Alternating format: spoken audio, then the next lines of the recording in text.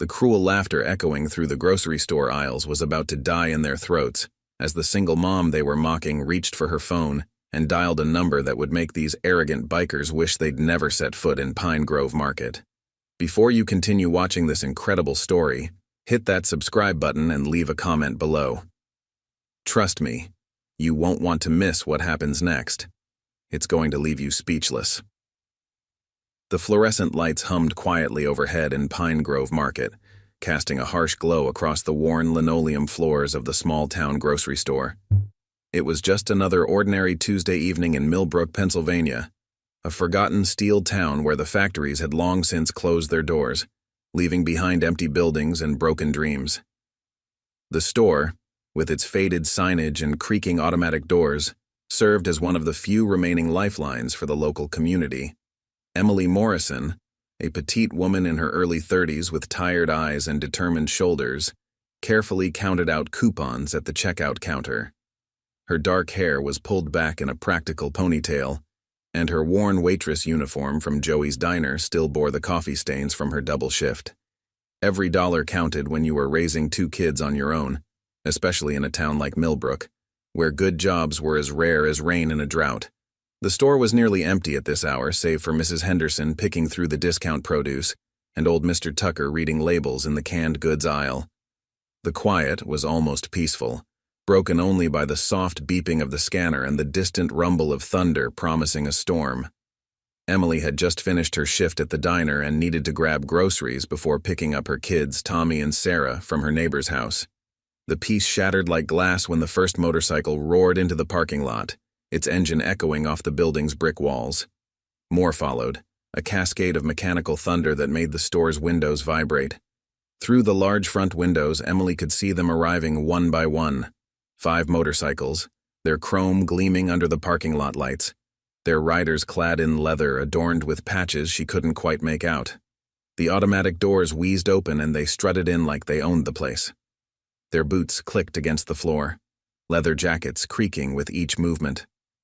The leader, a tall man with a salt and pepper beard and a patch reading Rex on his chest, scanned the store with cold eyes before his gaze settled on Emily. "Well, well," Rex drawled, his voice carrying across the quiet store. "Looks like we've found ourselves a hard-working woman." The mockery in his tone was unmistakable, drawing snickers from his companions. Emily kept her head down, focusing on her coupons, trying to ignore the way her heart had started racing. She'd dealt with difficult customers at the diner before. Truckers with wandering hands, teenagers who thought it was funny to make a mess, businessmen who talked down to her. But something about these men felt different, more dangerous. "Hey, sweetheart," one of the other bikers called out, moving closer to her checkout line. "Those coupons ain't gonna make you rich. Why don't you let a real man take care of you?" More laughter followed, sharp and cruel. Emily's hands trembled slightly as she continued sorting through her coupons, but she refused to give them the satisfaction of a response. The fluorescent lights suddenly seemed brighter, harsher, highlighting every scuff on her shoes, every stain on her uniform. "Ah, look at that, boys," Rex said, stepping closer.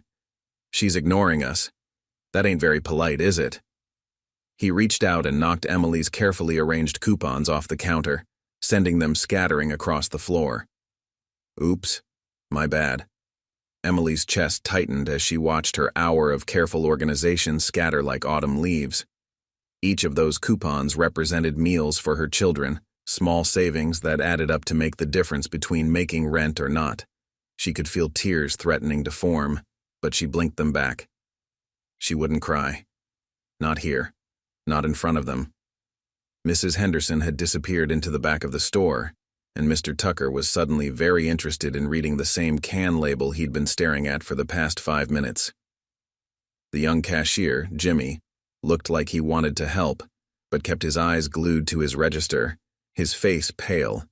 Emily didn't blame them. These weren't the kind of men you wanted to cross. "What's wrong, princess?" Another biker taunted, his voice thick with fake concern. "Cat got your tongue? Or are you too good to talk to us common folk?" Emily slowly bent down to gather her coupons, her movements deliberate and controlled. She wouldn't run. She wouldn't show fear. But as she reached for a coupon near Rex's boot, he deliberately shifted his foot, grinding it into the paper. "Now look what you made me do," Rex said, his voice dripping with false innocence. "Seems like you're having all sorts of bad luck today. Maybe you should learn some manners, show us proper respect." The other bikers had formed a loose circle around her now, their shadows falling across her like prison bars. Emily could feel her phone in her pocket, its weight suddenly very noticeable. She thought of the number saved in it, the one she'd been told to call if she ever needed help, the one she'd promised herself she'd never use. But as Rex kicked another coupon away from her reaching hand, Emily realized this situation was rapidly spinning out of control. These men weren't just playing around. There was real malice in their eyes, real danger in their postures. Her fingers closed around her phone as thunder rolled overhead, closer now, promising the storm to come. What happened next would change everything in Millbrook, but not in the way anyone expected. The fluorescent lights of Pine Grove Market cast harsh shadows across Emily's face as she slowly rose from the floor, her scattered coupons forgotten. The circle of bikers towered over her, their leather jackets creaking as they shifted, closing in tighter. But something had changed in Emily's demeanor, a subtle straightening of her spine, a quiet resolve settling over her features. Rex noticed the change too, his mocking grin faltering for just a moment. "What's the matter, sweetheart? Finally ready to show us some respect?" He stepped closer, his boot deliberately crushing another coupon beneath his heel. Emily's hand closed around her phone, her fingers trembling slightly as she pulled it from her pocket. The screen's glow illuminated her face in the fluorescent light, and for a brief moment she hesitated. Making this call would change everything, not just tonight, but possibly her entire life in Millbrook. "Oh, look, boys," one of the bikers sneered, his voice thick with amusement. "She's gonna call the cops. Real scary." The others laughed, but there was an edge to it now, a hint of uncertainty creeping in as they watched Emily's calm determination. "Not the cops," Emily said quietly, her voice steady despite her racing heart. It was the first time she'd spoken since they'd entered the store, and something in her tone made the laughter die in their throats. "Someone much worse." Thunder rolled overhead as Emily's fingers moved across the keypad, dialing a number she'd memorized but never used. Each digit felt heavy with significance, like she was unlocking something that couldn't be locked away again. The store had grown unnaturally quiet. Even the usual hum of the refrigerators seemed muted. "Hey, tough guys," called a gravelly voice from the back of the store. Mr. Tucker had finally looked up from his can of beans, his weathered face set in grim lines. "Maybe you should leave the lady alone." His intervention was brave, but ill-timed. Rex's head snapped toward the old man, his eyes narrowing dangerously. "Stay out of this, Grandpa, unless you want to join the fun." The threat in his voice was unmistakable, making Mr. Tucker step back, his courage faltering in the face of real danger. Emily pressed the final digit and raised the phone to her ear. The ring seemed to echo through the store, each tone building tension like the steady tick of a bomb. Rex turned back to her, his amusement morphing into irritation. "Enough games," he growled, reaching for the phone. "Give me that." "Delta Echo 479. Emily spoke into the phone, her voice clear and precise. The code words fell from her lips like stones into still water, creating ripples that would soon become waves. Rex's hand froze midway to her phone, confusion flickering across his face.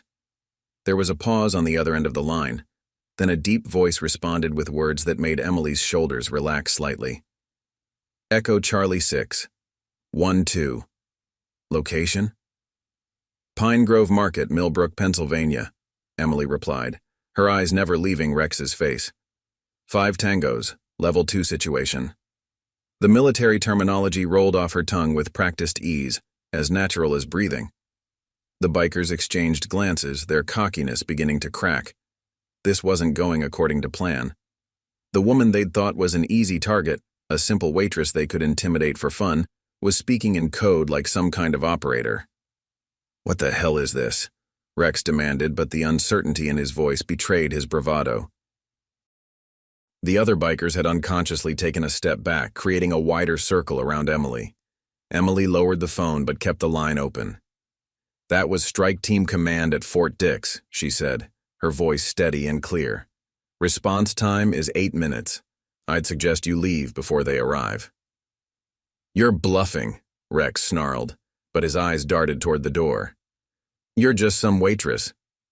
"Former Special Activities Division," Emily cut him off, her tired eyes suddenly sharp as steel.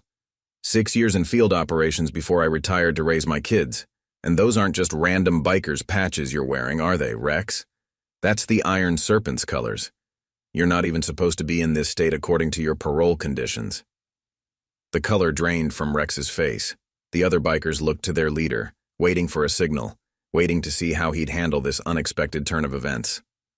The woman before them had transformed from prey into something else entirely, a predator who'd been hiding in plain sight. Thunder cracked overhead, closer now, and the automatic doors wheezed open as a gust of wind swept through the store. The first drops of rain began to patter against the windows, providing a rhythm to the tense standoff. "You're making a big mistake," Rex tried one last time, but the threat in his voice had hollowed out, replaced by something that sounded almost like fear. Emily took a step forward, and despite being nearly a foot shorter than Rex, she suddenly seemed to loom over him. "No, you made the mistake. You saw a single mom working 2 jobs and thought she was weak. You saw someone counting coupons and thought she was desperate. You saw what you wanted to see, and now you're about to learn how wrong you were." The phone in her hand crackled with activity, voices coordinating, orders being given. The sound made the bikers shuffle nervously, their eyes darting between Emily and the door. 7 minutes, Emily said softly. "That's how long you have before this place is surrounded by people who make me look friendly. I'd use them wisely." The rain was falling harder now, drumming against the roof of Pine Grove Market like distant gunfire. In the parking lot, lightning illuminated the bikers' motorcycles, their chrome now slick with rain. The automatic doors wheezed open again, but this time no wind blew through them. Instead, something much more dangerous was about to walk in. Through the rain-streaked automatic doors of Pine Grove Market strode a figure that seemed to fill the entire entrance. Colonel Marcus Stone Davidson stood 6'4", his broad shoulders stretching his civilian jacket, his presence immediately commanding attention. Despite being retired from active duty, he carried himself with the unmistakable bearing of a career soldier. His close-cropped gray hair and scarred face spoke of years of service, but it was his eyes, sharp and alert, that told the real story. The bikers turned at the sound of his heavy footsteps, their faces registering first confusion, then concern, as they took in his imposing presence. Stone's gaze swept the scene with practiced efficiency, taking in every detail. Emily's scattered coupons, the bikers' aggressive postures, the fear on the young cashier's face. 3 minutes, Stone announced, his deep voice resonating through the store. "That's pretty good time, considering I was just having dinner at Joey's when I got your call." He moved with deliberate steps toward Emily, each movement controlled and purposeful. "Everything okay here, Captain?" The title hung in the air like smoke, making Rex's eyes widen. The other bikers shifted uncomfortably, suddenly very aware of how exposed they were in the fluorescent-lit store. "Just a slight misunderstanding, Colonel," Emily replied, the military formality slipping back into her voice as naturally as breathing. "These gentlemen were just leaving." Rex, however, wasn't ready to give up his perceived authority just yet. Despite the tremor in his voice, he tried to maintain his tough facade. "This isn't any of your business, old man. Why don't you—" Stone cut him off with a laugh that held no humor. "Son, everything in this town is my business." He turned to face Rex fully, and even the biker leader had to fight the urge to step back, especially when it involves one of my former operators being harassed by a bunch of third-rate thugs wearing knockoff patches. The revelation hit the bikers like a physical blow. They'd thought they were tough, thought their reputation would intimidate anyone in this small town, but they were suddenly realizing they were far out of their depth. "Knockoff patches?" One of the younger bikers protested weakly. "We're Iron Serpents." "No," Stone interrupted, his voice sharp as a knife. "You're not. The real Iron Serpents were disbanded 2 years ago after a federal RICO case. I know because I consulted on the operation. He took another step forward, and the bikers unconsciously retreated. You're just wannabes playing dress-up, trying to scare people in towns you think are too small to fight back. Thunder rolled overhead as if emphasizing his words. Through the windows, multiple sets of headlights could be seen pulling into the parking lot. Black SUVs with government plates, their wipers cutting through the rain.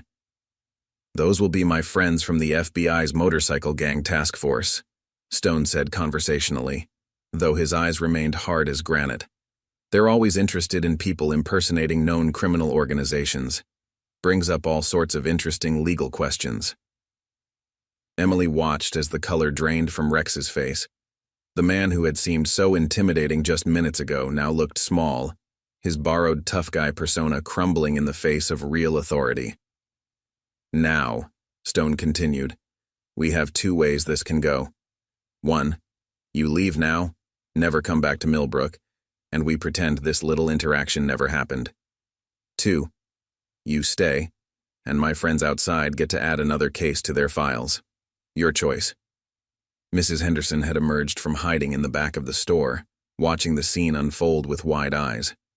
Mr. Tucker stood straighter now, his earlier fear replaced by a sort of vindicated satisfaction. The young cashier, Jimmy, looked like he was watching his favorite action movie come to life. Rex glanced at his companions, seeing his own fear reflected in their faces. The tough guy act they'd been playing at was crumbling, revealing the cowards underneath. Without a word, they began backing toward the door. Smart choice, Stone commented. Oh, and Rex? The biker leader froze. Before you go, I believe you owe the lady an apology. For the coupons. Rex's face flushed with humiliation, but under Stone's unwavering stare, he turned to Emily. I'm sorry about the coupons, ma'am. The words sounded strangled, forced out through gritted teeth. And the harassment, Stone added firmly. And the harassment. Stone nodded once dismissively. Now get out of my town. The bikers practically fled through the automatic doors, their boots squeaking on the wet floor. The sound of motorcycles starting up filled the air, then quickly faded as they roared away into the rainy night. Emily let out a breath she hadn't realized she'd been holding. The phone was still warm in her hand, the line still open to command. She raised it to her ear once more. Situation resolved. Stand down. Thank you, Control. Acknowledged, Captain. Good to hear your voice again. As she ended the call, Emily felt the weight of her past settling back around her shoulders. She'd kept her history with special activities quiet for 3 years, ever since moving to Millbrook. It had been easier that way, simpler to just be Emily the waitress, Emily the single mom. But now that facade had cracked, and she could feel the curious stares of her neighbors boring into her. Stone bent down and began gathering her scattered coupons, his large hands surprisingly gentle with the wrinkled papers. You know, he said quietly, you didn't have to handle this alone. That's why we set up the network. That's why we're here. Emily nodded, kneeling to help him collect the coupons. I know. I wanted to believe I could leave it all behind. Be normal. Stone handed her the stack of rescued coupons, his scarred face softening slightly. Normal is overrated, Captain, and sometimes the past isn't something we leave behind. It's something that makes us stronger, especially when we need it most. As the rain continued to fall outside Pine Grove Market, the fluorescent lights seemed to soften, the harsh glare giving way to a more contemplative atmosphere. The automatic doors had stopped their wheezing, the biker's departure leaving behind a profound silence broken only by the steady drumming of raindrops on the roof. Mrs. Henderson, Mr. Tucker, and Jimmy the cashier were still processing what they had witnessed, their eyes darting between Emily and Colonel Stone with newfound curiosity and respect. Emily's world had shifted irreversibly. The carefully constructed normalcy she had built over the past 3 years, the quiet life of a waitress and single mother, had cracked open, revealing the steel beneath. She could feel the questions building in the air around her, see them forming on her neighbor's lips. You were Special Activities Division?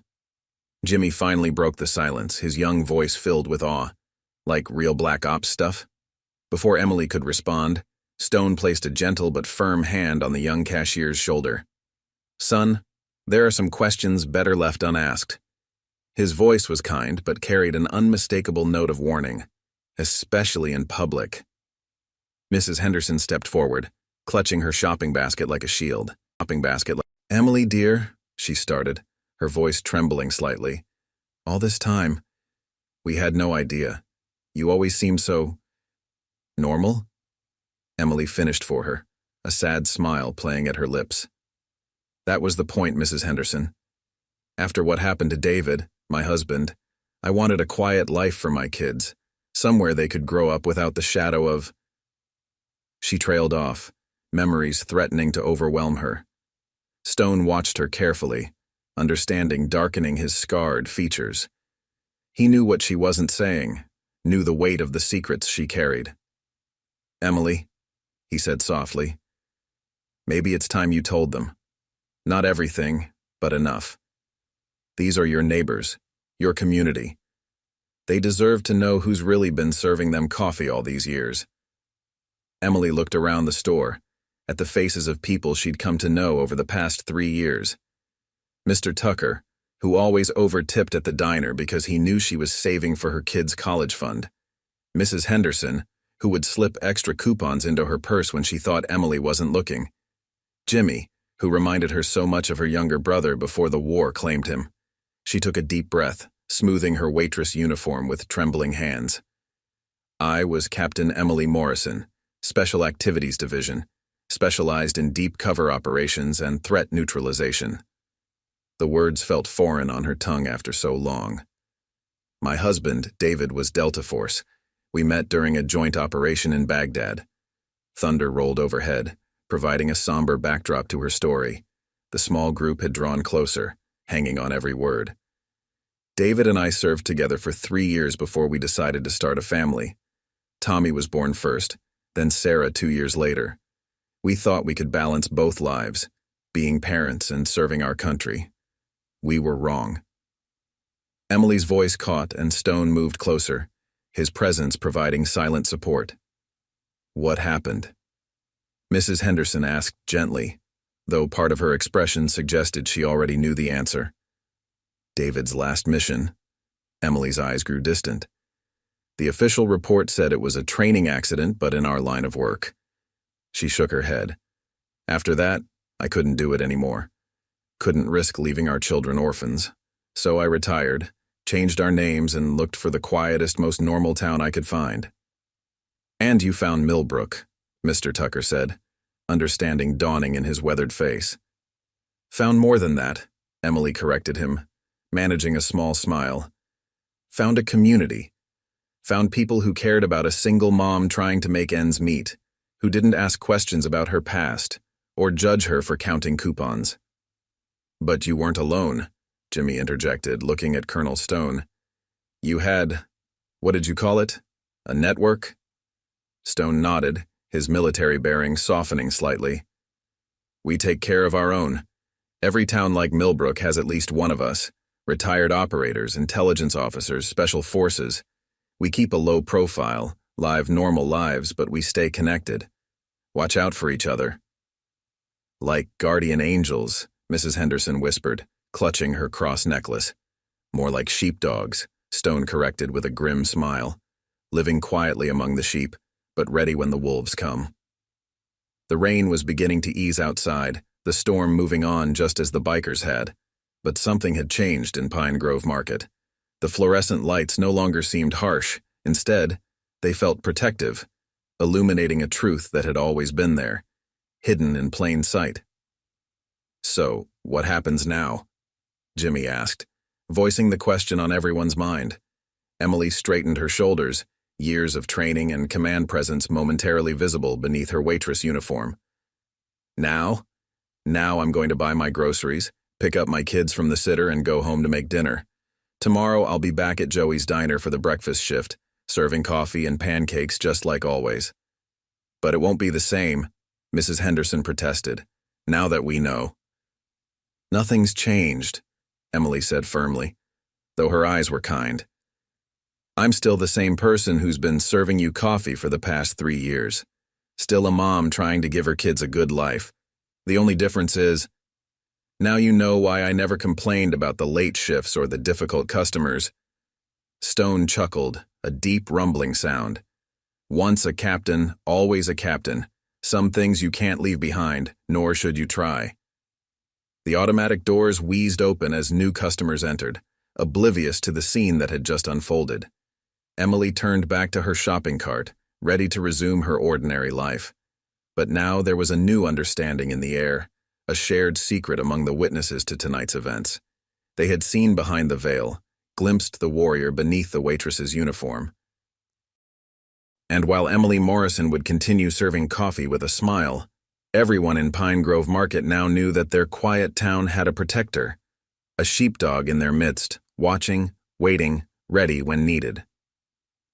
The next morning dawned clear and bright, the previous night's storm leaving behind puddles that reflected the rising sun like scattered mirrors across the Pine Grove Market parking lot. Emily arrived at Joey's diner for her usual morning shift, her waitress uniform pressed and her hair neatly tied back. But something had shifted in the air, a change as subtle yet undeniable as the fresh scent of rain-washed streets. Word had spread through Millbrook like wildfire, traveling through phone calls, text messages, and hurried conversations across fences and driveways. The quiet waitress who had served their coffee and remembered their orders wasn't just Emily the single mom anymore. She was Captain Morrison, a woman with a past as complex and fascinating as any action movie hero. The bell above the diner's door chimed as Emily pushed it open, the familiar smell of coffee and bacon greeting her. Joey himself stood behind the counter, his large frame bent over the morning paper. He looked up as she entered, and for the first time in 3 years, Emily saw something new in his eyes, recognition of a different kind. "Morning, Cap," he said quietly, a slight smile playing at the corners of his mouth. Emily froze for a moment, then relaxed as she noticed his Vietnam veteran's pin, always present on his apron, but never discussed. "Morning, Sarge," she replied, reading the truth in his eyes. He'd known all along, another member of Stone's network, watching, protecting, keeping secrets. The morning rush began as usual, but there was an undercurrent of excitement among the customers. Emily could feel their stares, hear the whispered conversations that died down when she approached their tables. Some looked at her with awe, others with curiosity, and a few, those who had their own secrets to keep, with understanding. Around mid-morning, the bell chimed again and Rex walked in. The biker leader was alone this time, his leather jacket absent, dressed instead in plain civilian clothes. The diner fell silent as he made his way to the counter, every eye watching the interaction about to unfold. Emily continued wiping down a table, her movements deliberate and controlled. She could feel the tension in the room, the collective breath being held. Rex sat at the counter, his shoulders hunched, looking nothing like the intimidating figure from the previous night. "Coffee, Black," he said quietly when Emily approached, his eyes fixed on the counter. She poured his coffee without comment, the only sound the liquid streaming into the ceramic mug. Rex wrapped his hands around the cup but didn't drink. He started, then cleared his throat. "I came to apologize, properly this time. Not because someone made me, but because I need to." Emily set the coffee pot down and waited, her face neutral but attentive. "We weren't always like this," Rex continued, his voice barely above a whisper.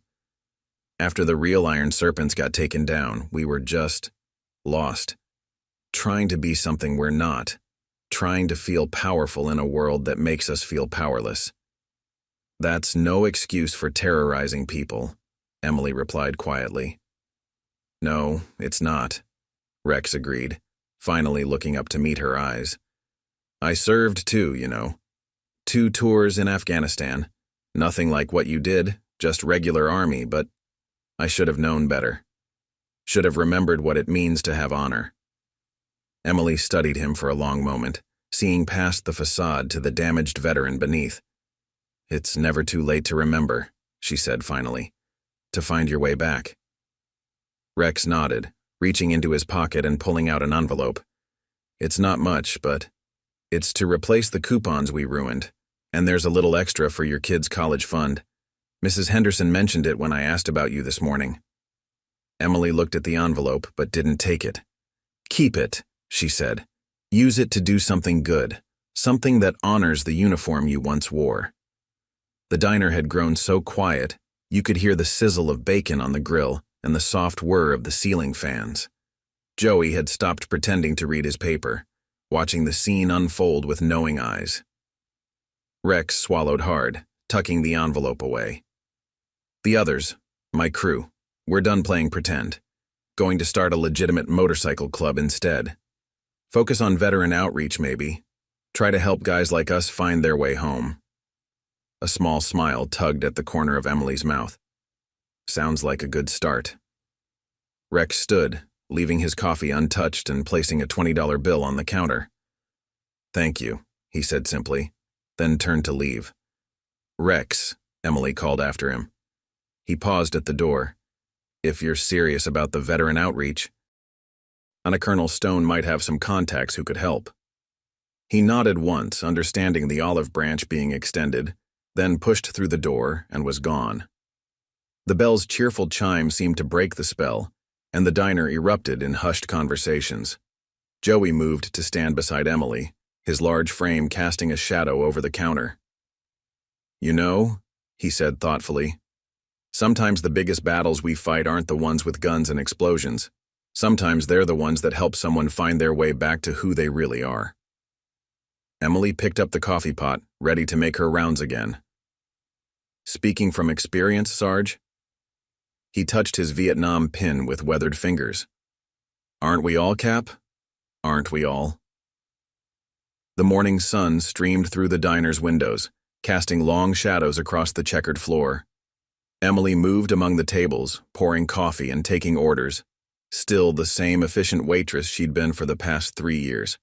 But now she carried herself differently, or perhaps it was just that everyone finally saw her as she truly was, a warrior who had chosen to serve her community in a different way, fighting different battles, helping lost souls find their way home. As the afternoon sun cast long shadows across Millbrook's main street, Emily's world continued to transform in ways she hadn't expected. The revelation of her past had sent ripples through the small town, touching lives in ways both subtle and profound. She sat at her kitchen table, surrounded by paperwork from Joey's diner, when a knock at the door interrupted her thoughts. Colonel Stone stood on her porch, his imposing frame softened by casual civilian clothes. Behind him, parked along the curb, was a sleek black SUV she recognized from the previous night at Pine Grove Market. "Captain," he nodded, a manila envelope tucked under his arm. "Got a minute?" Emily glanced at the clock, still an hour before she needed to pick up Tommy and Sarah from school. "Come in, sir." Stone settled into her small living room, his eyes taking in the photos on the walls. Tommy's little league pictures, Sarah's dance recitals, and one small, carefully framed photo of Emily and David in uniform, taken a lifetime ago in Baghdad. "The network's been talking," Stone began, opening the envelope, "about what happened last night, about Rex and his crew, about you." He spread several documents across her coffee table. "We think it's time for a change in Millbrook." Emily picked up one of the papers, scanning its contents. "A Veterans Outreach Center here?" Stone nodded, his scarred face serious. "Town's got more vets than most people realize. Joey from the diner, Mr. Tucker from the market, even that quiet guy who runs the hardware store, all served, all carrying their own battles. After what happened with Rex, we realized maybe it's time to stop hiding in plain sight." "And you want me involved?" Emily's voice carried a note of uncertainty. "You've got a unique perspective, Emily. Special activities background, combat experience, but more importantly, you understand what it means to come back, to build a new life, to find purpose in civilian life without losing who you are." Emily stood, moving to the window. Outside, Millbrook looked the same as it always had, quiet, unassuming, a little worn around the edges. But now she saw it differently, saw the hidden strength in its residents, the untold stories behind every familiar face. "What about my kids?" she asked softly. "I left that life behind to protect them." Stone's reflection appeared beside hers in the window. "You didn't leave it behind, Emily. You just found a different way to serve. Those kids of yours, they're growing up watching their mother work hard, help others, stand up to bullies. That's a legacy to be proud of." A school bus rumbled past outside, and Emily thought of Tommy and Sarah, of the questions they'd eventually ask about their father, about her past. Maybe it was time they knew more about their heritage, about the kind of people they came from. "The center would need staff," Stone continued. "People who understand both military and civilian life, who can help veterans like Rex find their way back to who they really are." "And my job at the diner?" Stone smiled. "Joey's already offered to adjust your schedule. Says he's been looking for an excuse to promote you to management anyway. Seems he's got a soft spot for fellow veterans." Emily turned from the window, facing Stone directly. "This isn't just about the outreach center, is it? This is about making Millbrook a haven, a place where people like us can heal, can serve in a different way." "Smart as ever, Captain," Stone nodded. "Small towns like this, they're disappearing. But Millbrook's different. It's got a foundation of people who understand duty, honor, service. People like you, who choose to stay and make it better." Emily picked up another document from the coffee table. Architectural plans for converting an old warehouse on the edge of town. "Rex's crew," she said thoughtfully. "You're giving them a chance to be part of this? Everyone deserves a shot at redemption. Sometimes all it takes is someone believing in them, showing them a better path." Stone's voice carried the weight of experience. "Besides, who better to reach out to struggling vets than people who've walked that road themselves?" The afternoon light had shifted, painting the room in warm golden hues. Emily thought about the previous night at Pine Grove Market, about Rex's visit to the diner that morning. She thought about all the quiet warriors living in Millbrook, carrying their battles alone. "It won't be easy," she said finally. "Some wounds run deep. That's why we need you, Emily. You've never run from the hard fights.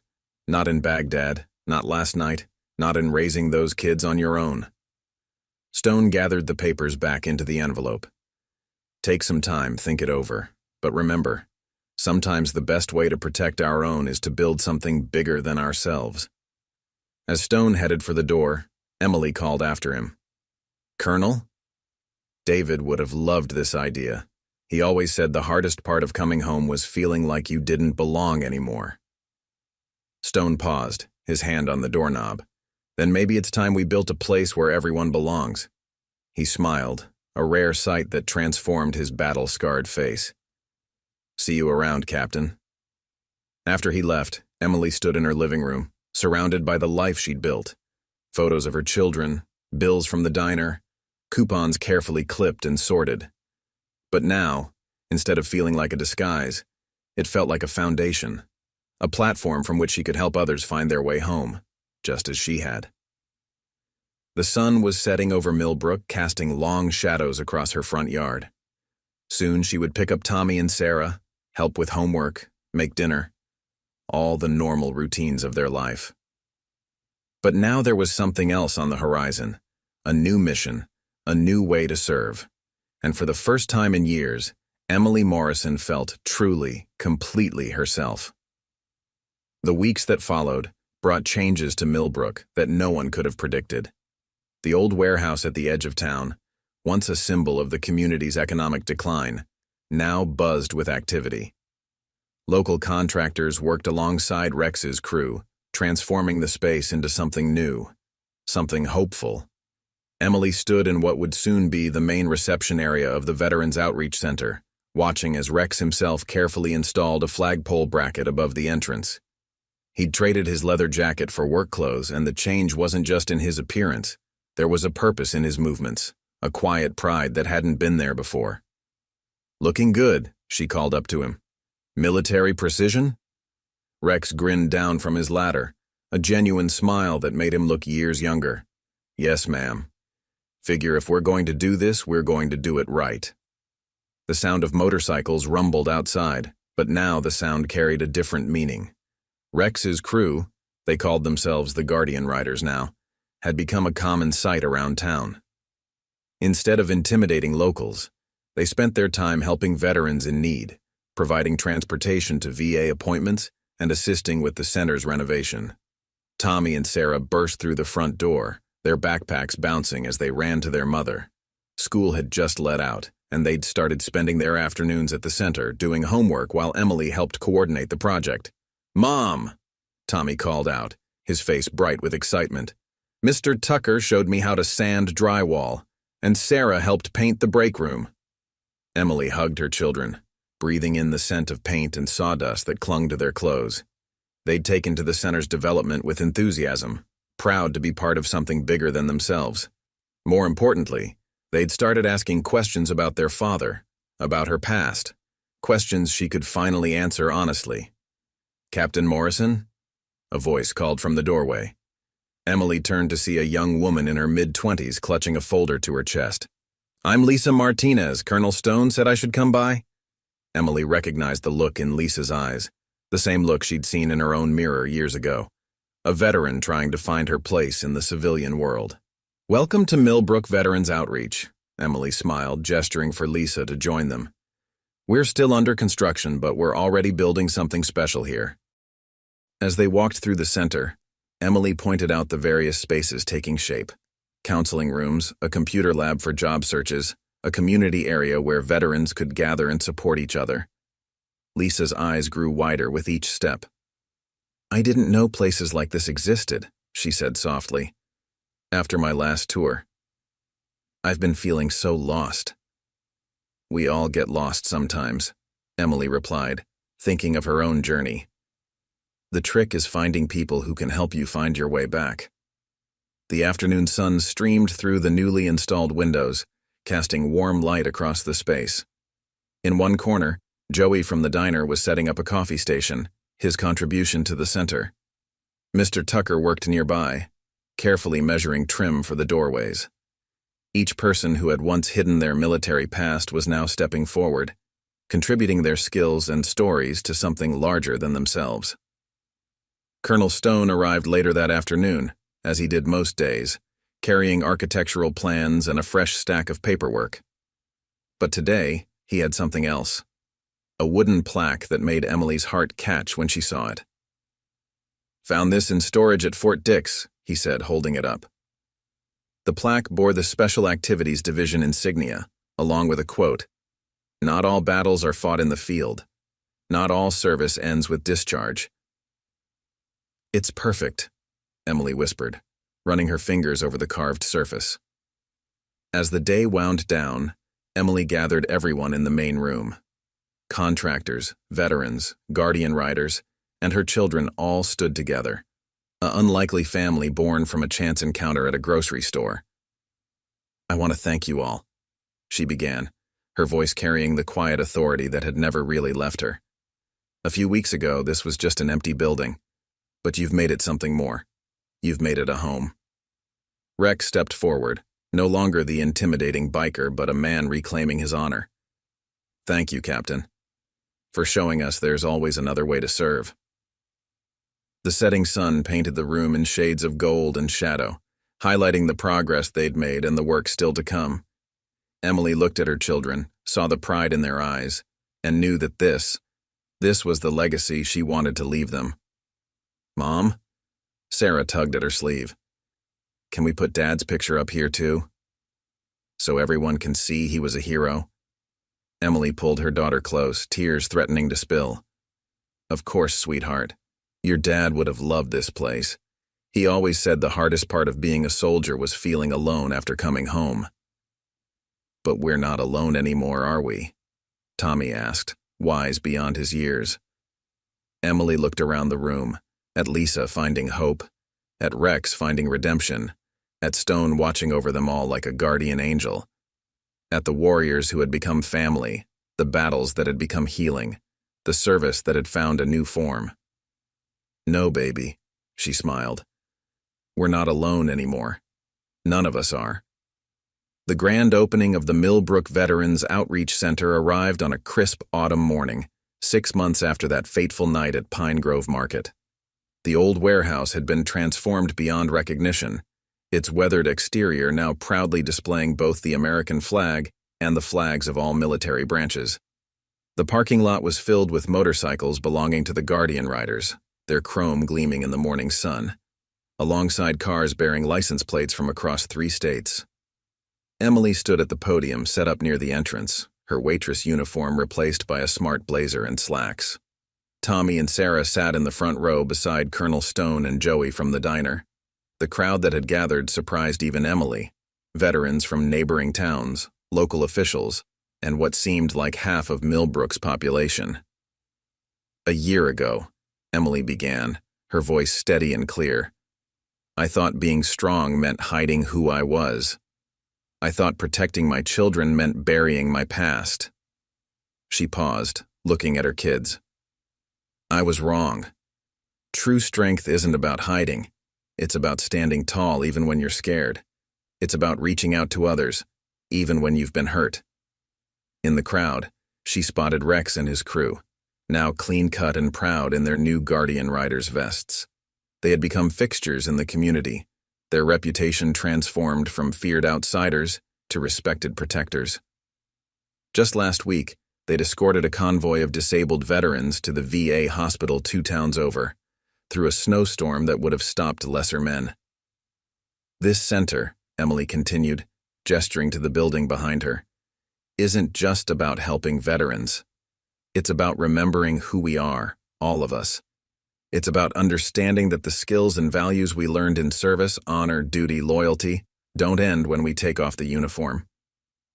Lisa Martinez, now the center's full-time counselor, wiped tears from her eyes. In the month since she'd first walked through the doors, she'd found not just a job but a calling. Her own healing had come through helping others find their way back from the darkness. "Some of you know my story." Emily's voice softened. "Some of you were there the night everything changed. But what you might not know is that every person here has their own story of courage, of sacrifice, of finding their way home." She looked at Mrs. Henderson in the crowd, who had organized a group of local women to provide home-cooked meals for veterans in need, at Mr. Tucker, who had started a mentoring program for military children, at Jimmy from the market, who had enlisted in the Marines, inspired by the quiet strength he'd witnessed that rainy night.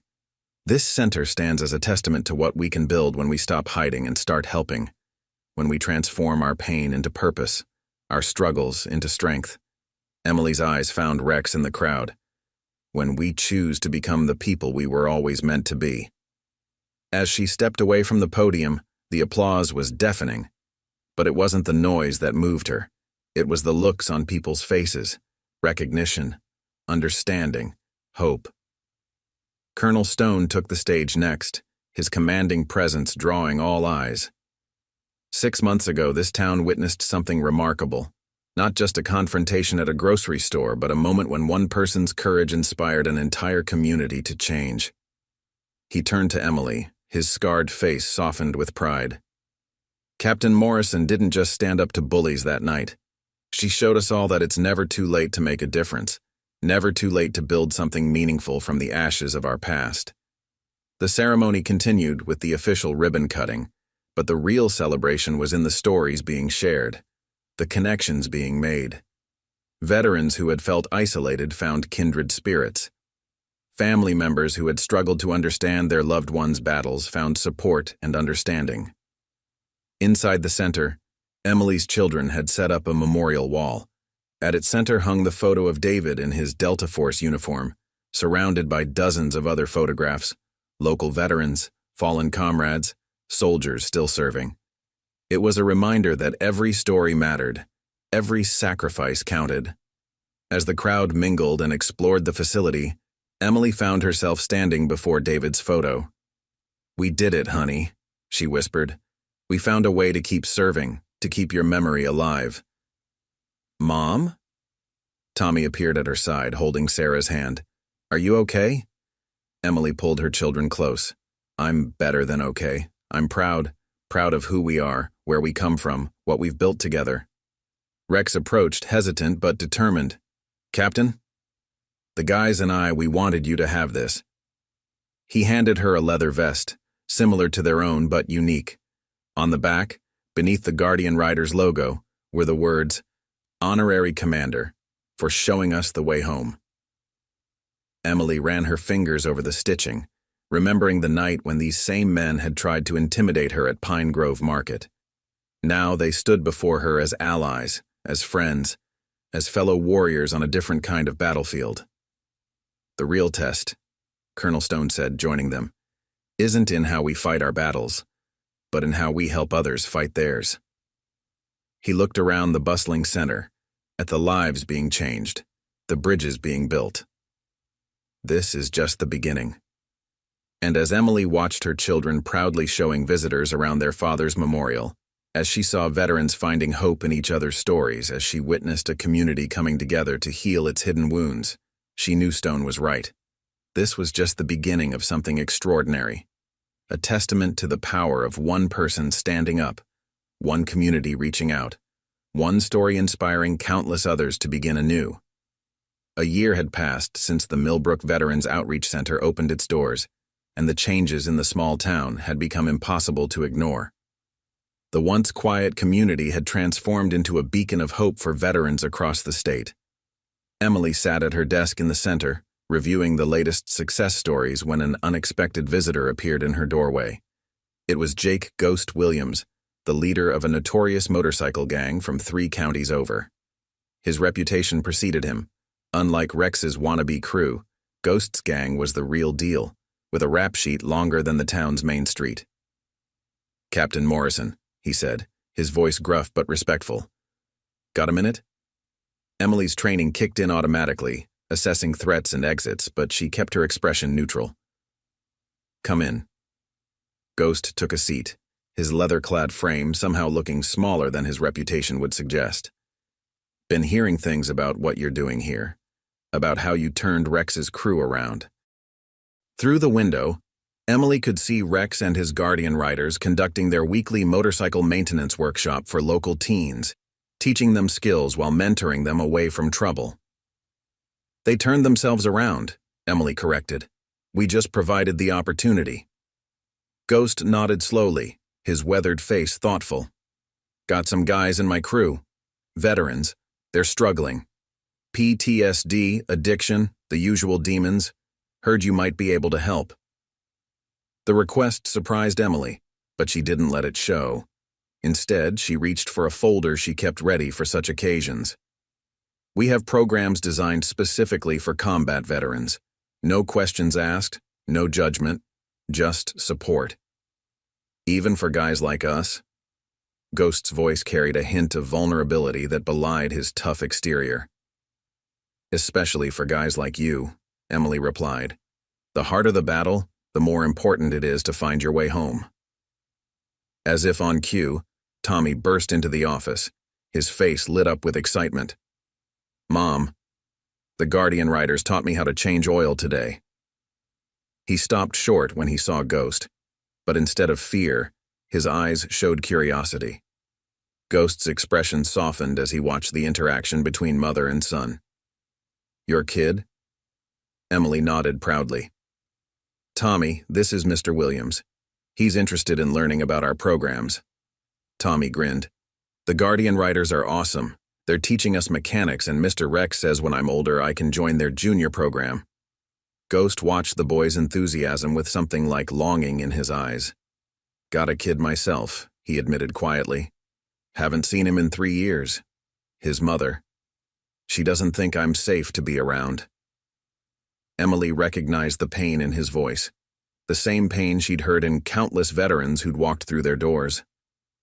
"We have family reconciliation programs too. Professional counselors, supervised visitation space, parenting classes. You really think there's hope for someone like me?" Ghost's question hung in the air, heavy with years of regret.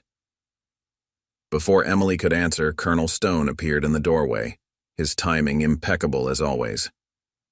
"There's hope for everyone who's willing to take the first step," he said, entering the office. "The question is, are you ready to take it?" Ghost stood, recognizing another warrior when he saw one. "Colonel," he nodded respectfully. "I've heard of you, Williams," Stone said, his voice neither condemning nor forgiving. "Marine Force Recon, 2 tours in Fallujah. Distinguished service before things went sideways." Ghost's shoulders tensed. "You did your homework." "We do it for everyone who might need our help," Emily explained.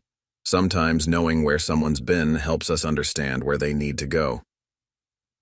Through the window they could hear the sound of motorcycles starting up, the Guardian riders beginning their evening patrol.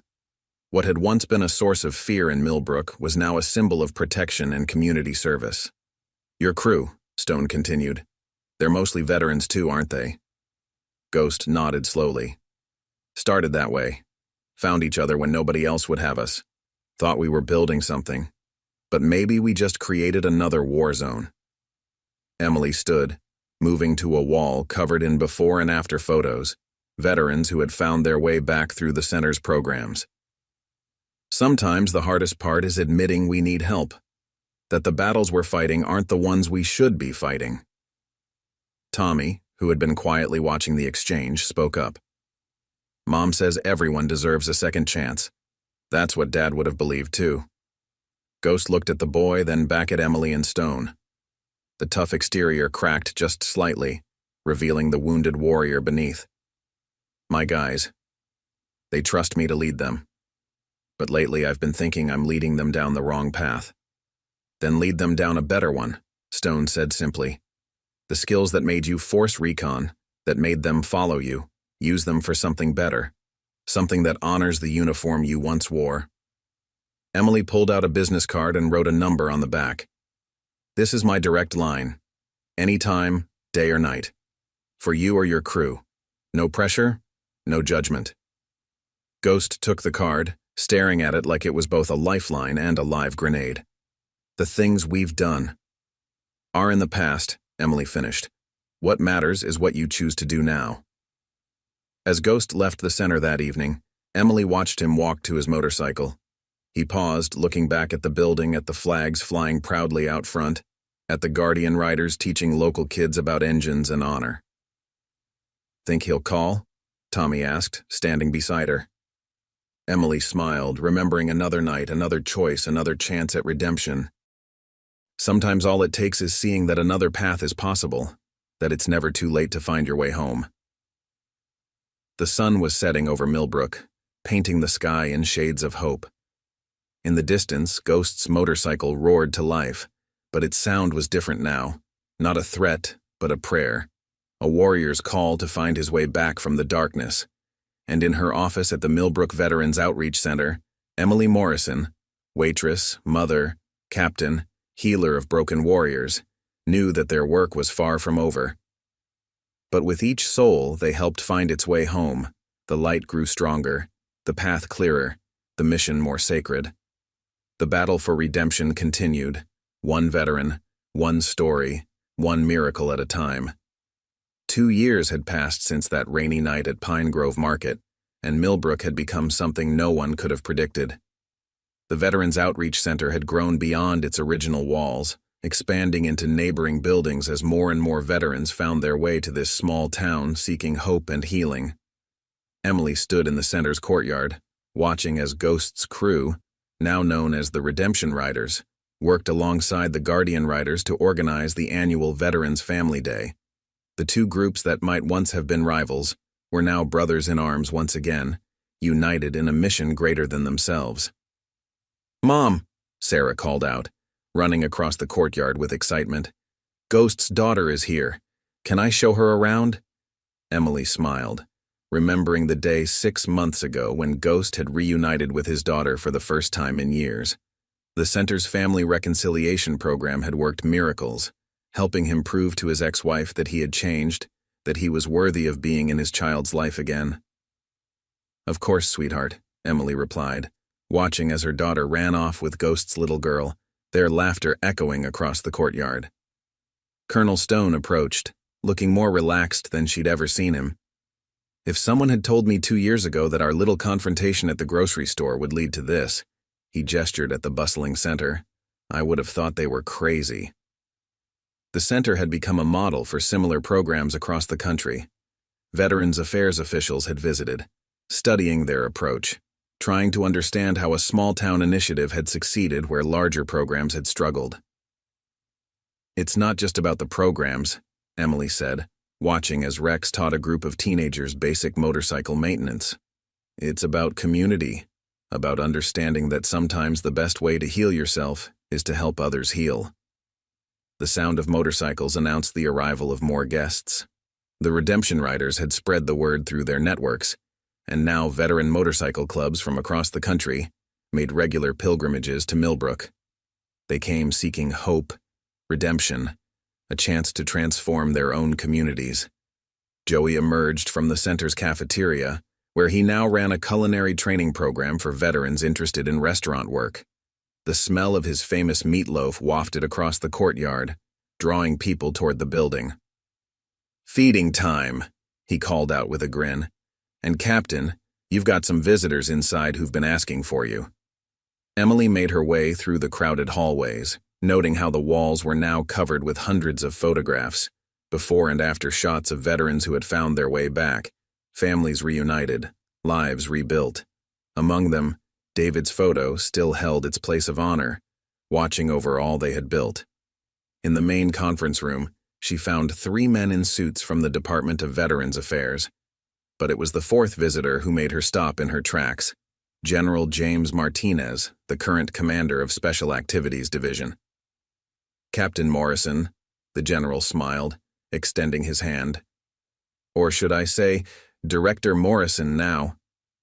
Emily shook his hand firmly. "Just Emily is fine, sir. We try not to stand on ceremony too much here." "What you've built here is remarkable," the general said, looking around. "A true model of veteran rehabilitation and community integration. The Pentagon is very interested in implementing similar programs nationwide." Emily felt a surge of pride, not for herself, but for everyone who had helped make this possible. "It's not just me, sir. Every person here, from the volunteers to the veterans themselves, they're all part of this story." "That's exactly why it works," one of the VA officials chimed in. "You've created something organic, something that grows from within the community itself."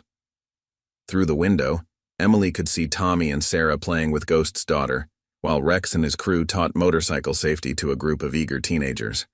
Mrs. Henderson was organizing food donations with her church group, and Mr. Tucker was leading a woodworking class for veterans learning new trades.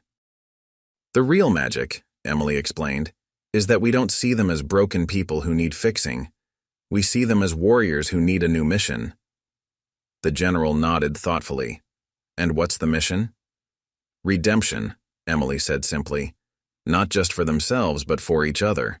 Every veteran who finds their way here becomes part of something bigger.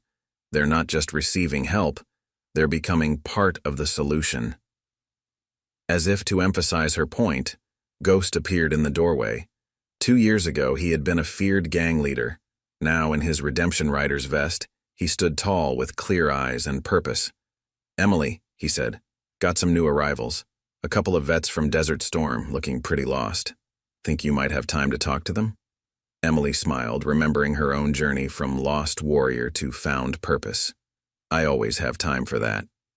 As she excused herself from the officials, Emily heard the general remark to his companions, "Now that's what real leadership looks like." Walking through the center with Ghost, Emily reflected on how far they'd all come. The scared single mom counting coupons, the bitter bikers looking for trouble, the hidden veterans carrying their burdens alone. They had all found something here. Not just healing, but purpose. The new arrivals sat in the reception area, their postures tense, their eyes carrying the same shadows she had seen in countless others. But now Emily knew exactly what to say to them. "Welcome home, soldiers," she said softly. "You're not alone anymore." And in those simple words, in this place built from confrontation and transformed by compassion, another chapter of healing began. The story of Millbrook, of its hidden warriors and found family, continued to grow, touching lives far beyond its small-town borders. For Emily Morrison, every day brought new battles, not fought with weapons, but with understanding, patience, and love. And in these battles, everyone won. 5 years after that fateful night at Pine Grove Market, Emily Morrison stood at the entrance of the expanded Millbrook Veterans Outreach Center, watching the sun set over a changed town. What had started as a confrontation in a grocery store had grown into something miraculous, a sprawling campus dedicated to veteran support and rehabilitation, a symbol of hope that reached far beyond Millbrook's borders. The Guardian Riders and Redemption Riders, once rivals, now worked together as brothers in purpose. Rex and Ghost, former antagonists, led their groups in missions of mercy, escorting homeless veterans to new beginnings. The rumble of motorcycles no longer brought fear to Millbrook. Instead, it carried the sound of hope. Tommy and Sarah had grown up surrounded by warriors finding their way home.